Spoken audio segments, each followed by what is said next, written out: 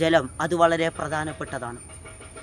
ഇസ്ലാമിക ലോകത്ത് ജലത്തിന് അനൽപമായ പങ്ക് മുത്തുനബി സല്ലല്ലാഹു അലൈഹി വസല്ലമ തങ്ങളടക്കമുള്ള നമ്മുടെ മുൻകഴിഞ്ഞ പ്രവാചകന്മാരും സ്വഹാബത്തും നൽകി പോരുന്നുണ്ട്.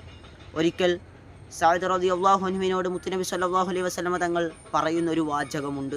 വർത്തമാന കാലഘട്ടത്തെ എല്ലാ സമൂഹത്തിനും അതൊരു മാതൃകയാണ്.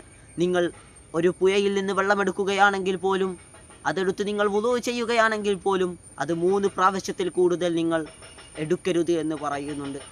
ഈ ഇസ്ലാമിൻ്റെ പ്രത്യയശാസ്ത്രത്തെ ഉയർത്തിപ്പിടിച്ചുകൊണ്ടാണ് ഇന്ന് നമ്മുടെ യഥാർത്ഥ ഇസ്ലാമിൻ്റെ വാഹകരായി മാറുന്ന എല്ലാ പ്രസ്ഥാനവും മുന്നോട്ട് പോകുന്നത്.